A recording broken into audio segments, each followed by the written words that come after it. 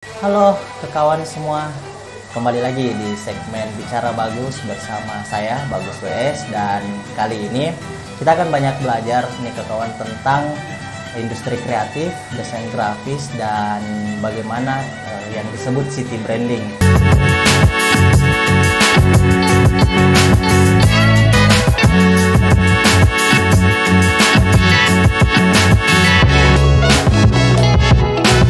Tentu saya sudah bersama dengan Bro Opik. Bro Opik ini orang yang bersekolah di jurusan DKV. Nah mungkin bisa berkenalan dulu Bro, silakan. Perkenalkan, nama saya Ahmad Taufik, biasa dipanggil Opik. Saya mahasiswa desain komunikasi visual atau alumni mahasiswa desain komunikasi visual di Universitas Negeri Makassar. Saya masuk itu tahun 2016, kemudian menyelesaikan studi tahun 2020. Kita bahas jauh tentang desain komunikasi visual, desain grafis, city branding, atau apapun yang berkaitan dengan industri kreatif. Nah mungkin ini pertama Bro, mengapa sih mau belajar atau berkuliah di DKV nih? Apa yang melatar belakangi Bro Opik sehingga mau masuk kuliah di sana? Jadi sebenarnya yang menjadi kickstart saya kenapa punya ketertarikan dengan keilmuan desain komunikasi visual atau desain grafis, karena semenjak SMA itu saya sudah memasuki komunitas yang namanya Vektorin Makassar. Jadi di situ saya banyak bertemu dengan orang-orang dari latar belakang yang berbeda-beda, tetapi tetap berada dalam satu nafas yang sama, yaitu desainer grafis. Jadi berawal dari situ saya memiliki lingkungan yang punya ketertarikan terhadap hal itu. Jadi setelah lulus SMA saya memutuskan untuk melanjutkan studi di desain komunikasi visual. Ya, dengan komunitas yaitu Vektorina Makassar ya. Oh gitu. Nah akhirnya pada tahun 2016 memilih untuk berkuliah di DKV UNM ya, DKV UNM atau Universitas Negeri Makassar. Nah kalau berlanjut Bro, jadi selama perjalanan berkuliah tentu kan ada kesibukan atau ada yang dibuat sebagai karya. Nah kalau kita berbicara karya kan apa yang sudah dilakukan atau apa yang sudah jadi sumbangsi atau karya secara pribadi nih Bro, misalnya contoh. Saya meniti profesi saya sebagai desainer grafis. Jadi mungkin yang menjadi turning point-nya itu adalah ketika saya masih mahasiswa, saya kan aktif di berbagai organisasi. Jadi saya melihat bahwa identitas saya sebagai mahasiswa jika dikolaborasikan dengan keilmuan saya yaitu desain, mungkin ini bisa menjadi profesi tersendiri dan mungkin bisa memberikan semacam solusi-solusi buat lingkungan, masyarakat, sehingga yang menjadi penopil itu adalah bagaimana desainer grafis ini betul-betul bisa terapropriasi masyarakat. Artinya, jadi semenjak saat itu saya banyak melakukan kegiatan-kegiatan yang dibasiskan pada kegiatan-kegiatan sosial, kegiatan-kegiatan serupa. Jadi mungkin kayak buat poster yang mengangkat isu-isu sosial atau kampanye sosial, kemudian kolektifan dengan teman-teman yang mengangkat tema tertentu dalam isu-isu sosial yang terjadi di masyarakat. Pertemuan pertama kita nih Bro kan juga kalau nggak salah itu di Palaka Movement. Nah di Palaka Movement itu saya ketemu dengan Bro Opik. Palaka Movement itu adalah sebuah gerakan anak-anak kreatif di Makassar untuk bagaimana membranding UMKM. Kalau di lokasinya itu waktu itu di Pintu Nolunhas. Nah setelah itu Bro kan sekarang jadi alumni nih Bro. Nah setelah jadi alumni kan tentu kehidupan selanjutnya harus berlanjut nih. Apa yang disibuki untuk saat ini? Jadi sebenarnya masa-masa transisi kemarin sebelum menyelesaikan studi, kemarin sempat ada keinginan untuk daftar di atau lanjut kuliah. Oke, S2. Cuman sampai sekarang mungkin masih belum jodoh. Oh, oke. Dan ya. ada beberapa kendala-kendala seperti pendaftaran yang diundur. Jadi mungkin untuk mengisi waktu luang, saya dan teman saya berinisiatif untuk mendirikan satu studio desain. Jadi kita mendirikan satu studio desain yang memang multidisciplinary graphic design. Jadi mungkin bisa dibilang banyak bagian-bagian yang diambil dalam desain grafis, mungkin dari segi branding, marketplace. Oke, sekarang sudah menerima klien ya, sudah ada kliennya lah. Dan mungkin salah satu kliennya itu yang dibuatkan atau yang menjadi pekerjaan Bropik dan studionya, apa nama studionya kalau boleh? Nama studio saya itu Afilabs.co. Afilabs.co ini tentu sudah ada kliennya. Ya. Nah, kliennya yang dibantu apanya, Bro? Misalnya yang lebih detail. Jadi saya akan ceritakan satu klien saya. Ya. Jadi kemarin itu sempat membranding studio arsitek. Oh, studio arsitek. Jadi yang saya branding itu mulai dari bagaimana brand strateginya, bagaimana visual brand identity-nya, bagaimana cakupan-cakupannya nanti kalau misalnya diimplementasikan di marketing. Mulai dari pembuatan logo, tipografi, super grafis, GSM. Berarti itu risetnya panjang pasti, Bro nih. Enggak iya. Juga atau gimana? Oh, jadi, panjang. Kalau tidak juga, karena kemarin memang penekanan saya terhadap proyek ini adalah bagaimana saya bisa punya kedekatan emosional terhadap si ownernya, karena terkadang kalau kita melakukan wawancara saja secara langsung, ya. Artinya kita memberikan pertanyaan-pertanyaan klise yang dijawab ya atau tidak, itu kan terkadang pembendaharaan kata yang dapat kita olah untuk diabstraksi ke dalam proses branding itu kan terbatas. Makanya saya berusaha untuk sebenarnya bagaimana apa yang ingin disampaikan si owner ini dalam brandingannya. Oh, berarti memang dunia branding itu untuk corporate atau untuk studio arsitek dan lain-lain memang multidisiplin, itu dalam artian kita bisa branding, kita bisa bikinkan grafis dan lain-lainnya. Kalau misalnya untuk dijadikan sebagai bahan untuk marketing, ya. Oke, untuk promosi berarti. Nah, kalau begitu, Bro, berarti saat ini studionya lagi sibuk-sibuknya juga nih, karena kan di era sekarang ini dengan perkembangan sosial media, perkembangan digital branding dan lain-lain, desain grafis atau bahkan desain itu kan sangat penting. Bagaimana sekarang studionya lagi rame ya? Jadi sebenarnya yang menjadi kesyukuran tersendiri karena industri desain grafis makin hari ini makin bagus lah ya. Bagus. Jadi mungkin jadi kita sudah tidak dibatasi dengan dari segi geografis. Artinya walaupun kita menerima servis atau jasa, tapi kita ini dapat memperoleh klien-klien ini walaupun itu dari luar negeri, dari luar Makassar. Ini ada kliennya yang udah tinggal di Sulawesi Selatan atau di Makassar? Ya. Oh, berarti memang tidak dibatasi lagi oleh ruang mungkin kayak dulu dan lain-lain. Oh, berarti perkembangan industri ini, tapi ini kita coba khususkan bagaimana kalau di Makassar industri pertumbuhan industri digital atau industri kreatif terkait dengan desain dan lain-lain. Jadi kalau bicara tentang industri desain di Makassar, saya rasa makin hari makin baik ya, karena bisa dibilang Makassar kan juga kota metropolitan. Jadi dengan adanya industri-industri seperti ini kan menjadi sebuah power tersendiri buat industri. Bagaimana dari sekian banyak industri yang ada di Makassar itu kan butuh semacam identitas, promosi dan sebagainya. Jadi ada semacam sirkulasi yang terbentuk. Jadi saling membutuhkan. Oke, berarti ekosistemnya sudah sedikit demi sedikit sudah terbangun, Bro. Nah, kalau misalnya berlanjut nih, Bro, kita kan akan bahas nih kekawan city branding. Nah, di sini sih sebenarnya yang menurut saya paling tertarik dengan kenapa saya mau diskus sama Bro Pikni dan ngobrol dan belajar bareng.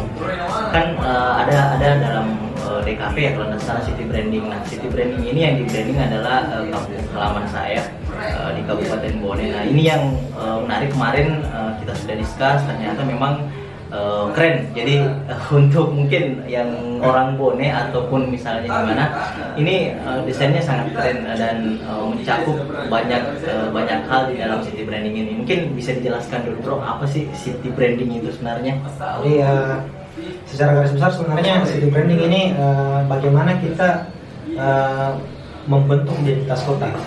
Jadi terkadang itu kan kota itu punya banyak sekali aspek atau punya banyak sekali segmentasi, sehingga sebagai sebagai stakeholder mungkin bagaimana kita bisa mentranslasi itu ke dalam suatu bentuk yang konkret, sesuatu yang dapat mewakili kota tersebut. Oke. Sehingga identitas kota ini bisa mudah dikenali oleh masyarakat. Kan memang tujuan yang saya pahami ya, tujuan branding itu kan untuk bagaimana kita dikenali. Kalau misalnya di dunia marketing berarti bagaimana bisa dipromosikan, mudah dikenali agar kita ingat ini yang jual, dan misalnya kalau begitu. Nah ini kalau kota adalah konkret dalam artian bahwa ini identitas kota. Oke, begitu. Nah apa yang dilakukan dan mengapa Bro Opik memilih misalnya Bone gitu sebagai, ini kan kalau nggak salah skripsi juga bro. Ya, jadi sekedar informasi kawan, yang dibuat Bro Opik ini sebagai city branding Kabupaten Bone adalah menjadi juga skripsi dari Bro Opik. Dan pertanyaannya bro, mengapa memilih Kabupaten Bone? Jadi mungkin kita jelas balik dulu. Jadi kenapa saya mau mengangkat city branding dulu? Jadi kenapa saya mau mengangkat city branding? Karena aspek yang ingin diteliti itu kan sebenarnya sangat luas, dan pertanggungjawabannya itu ya harus dengan teliti. Nah sehingga inilah sebenarnya yang menjadi ketertarikan saya untuk men-challenge diri saya bahwa apakah saya mampu atau tidak. Jadi sebenarnya semacam eksperimen dan challenge buat diri saya sendiri. Jadi untuk pertanyaan kenapa mesti Bone, sebenarnya awalnya saya mau mengangkat eksperimen tentang city branding Kota Makassar. Cuman saya refleksi lagi, kenapa tidak kampung saya sendiri saja? Oke. Jadi sebenarnya sederhana itu bahwa untuk kampung halaman. Nah mungkin bisa diperlihatkan juga, kita ternyata ada bahasanya manual book ya. Kalau di ininya GSM, apa tadi kepanjangannya kalau GSM? GSM itu grafik standar manual. Grafik standar manual. Jadi setiap desain branding ataupun mungkin city branding atau mungkin produk dari branding itu ada GSM, grafik standar manual. Mungkin bisa diperlihatkan bro. Jadi ini adalah grafik, mungkin kelihatan ya, grafik standar manual. Ini yang kemarin saya lihat dan baca-baca, wah sangat keren, sebenarnya sangat disayangkan misalnya kalau dari stakeholder di Kabupaten Bone tidak coba mengulik ini, karena kalau dilihat di sini lengkap dari semua aspek dan lain-lain. Dan apa sih yang diangkat kalau misalnya riset, kalau kita ingin city branding bro, misalnya kan kalau kemarin saya baca ada jendela, ada ini dan lain-lain gitu, ada apa lagi namanya kalau misalnya tempat untuk makanan ya kalau nggak salah dan itu Bosara kalau nggak salah ya, Bosara diangkat sebagai menjadi city branding Bone Beradat. Nah itu dari mana sih ininya, dari mana ide awalnya bro? Sebenarnya yang menjadi menarik juga dalam perancangan tugas akhir saya ini, karena saya banyak sekali belajar tentang kebudayaan. Apalagi kan saya sebenarnya dari latar belakang akademik desain grafis, tapi harus mempelajari multidisiplin tentang kebudayaan, socio-cultural context. Jadi bisa dibilang juga saya kan kampung saya itu sangat jauh dari mungkin yang membahas tentang wacana-wacana kebudayaan. Jadi bisa dibilang kalau orang Makassar ini itu lari kosong. Lari kosong. Jadi dan memang ada pemuda zaman sekarang sangat kurang membahas tentang isu kebudayaan, apalagi yang mungkin sejarah lampau gitu. Jadi kemarin saya melakukan penelitian itu kebanyakan di Bone Kota. Jadi saya bertemu dengan banyak narasumber yang data-datanya itu atau apa pengetahuan yang diberikan kepada saya itu mungkin bisa dibilang sangat kredibel. Berarti itulah yang menjadi dasar ininya mengapa bonek beradat diangkat dan logonya. Nah sebenarnya kalau sebagai stakeholder di Kabupaten Bone, kalau melihat ini ya, melihat GSM ini yang dibuat oleh Bro Opik sebagai sebenarnya sumbangsi untuk Kabupaten Bone, itu bisa diaplikasikan karena di sana ada bagaimana kalau kita mau bikin merchandise, bagaimana kalau stationery misalnya mau bikin surat, semuanya sudah dilengkapi ya. Dan memang kalau produk GSM itu atau misalnya city branding itu harus lengkap. Apa sih yang komponen-komponen yang mesti lengkap dalamnya? Jadi sebenarnya dalam city branding itu tidak hanya berbicara tentang bagaimana kita memvisualisasi itu, tapi apa sebenarnya yang menjadi story di dalamnya.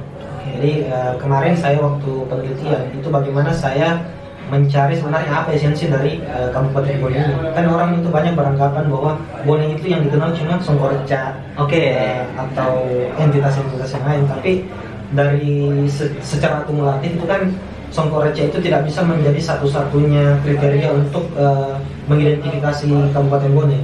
Jadi saya berusaha untuk melakukan riset yang sedalam-dalamnya terhadap narasumber atau orang-orang yang punya kredibilitas pada keilmuan ini ya, bidangnya masing-masing, sehingga bagaimana saya mentranslasi itu ke dalam satu bentuk semacam proposisi untuk diolah menjadi atau disublimasi menjadi visual identitas. Ya. Nah, sebenarnya kalau sudah ada standar seperti ini, manual guide seperti ini, kita sisa bagaimana ya mempublikasikan, bagaimana menarasikan.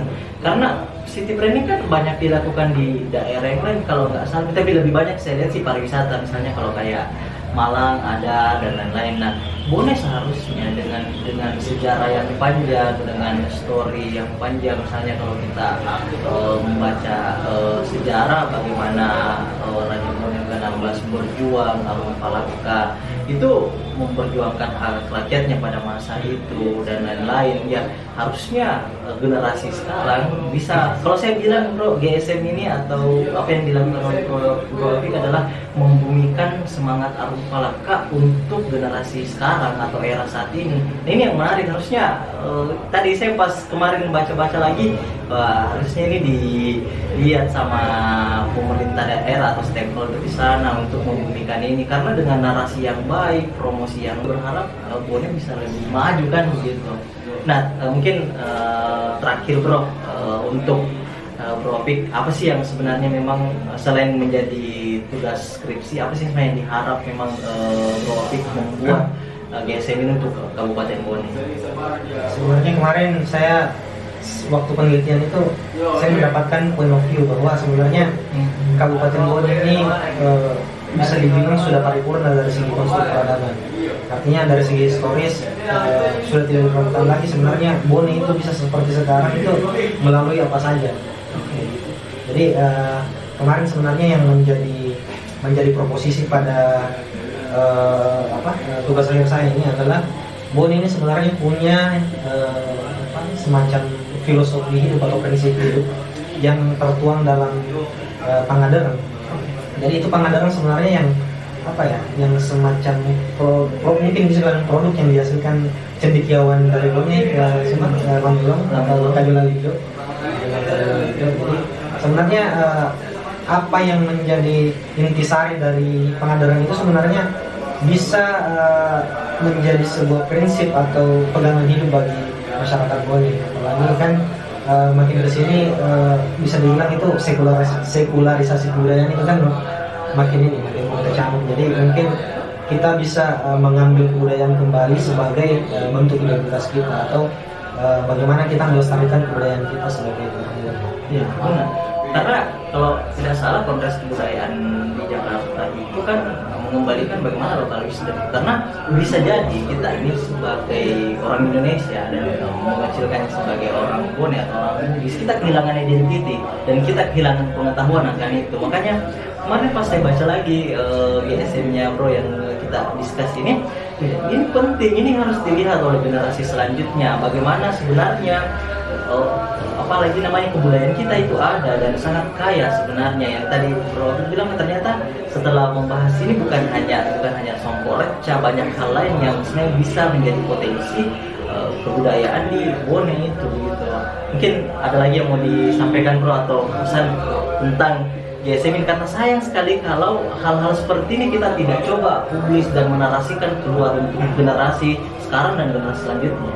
Jadi sebenarnya buat perencanaan saya ini, Ya, sebenarnya masih ada semacam perasaan yang pesimis, karena memang pertanggungjawaban dari seed branding itu kan sebenarnya mempertimbangkan berbagai aspek, dan pertanggungjawabannya itu harus betul-betul teliti.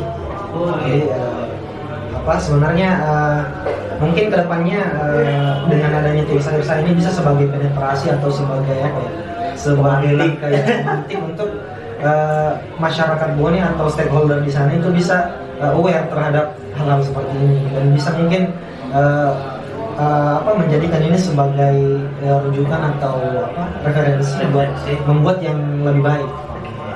kalau saya sih sebenarnya lihatnya keren sekali kawan, dan tidak sangat pesimis, malah optimis melihat bagaimana anak muda dan memang ini kewajibannya karena sebagai tugas kuliah, dan ini bisa dipertanggungjawabkan karena ini setelah diuji, telah diteliti secara intelektual di kampus dan sampai jadi seperti ini. Nah, yang tadi saya sebutkan sebenarnya harusnya pada saat Bro mungkin ke Bone memperlihatkan ini diterima dengan baik dan bisa menjadi dan karena daerah tanpa identiti seperti Bone yang memiliki sejarah kejayaan di masa lalu harusnya mengembalikan spirit untuk maju, spirit untuk kolaborasi, dan tadi bagaimana pentingnya branding untuk hari ini. Mungkin itu saja. Masih ada Bro mungkin? Mungkin itu saja ke kawan semua, dan kita akan berjumpa lagi dengan cerita-cerita dan belajar hal lain, tentu masih di segmen Bicara Bagus bersama saya Bagus, dan terima kasih Bro Pik sudah bergabung bersama kami. Semoga ada lagi hal-hal lain yang bisa di-share di kemudian hari. Terima kasih. Assalamualaikum warahmatullahi wabarakatuh.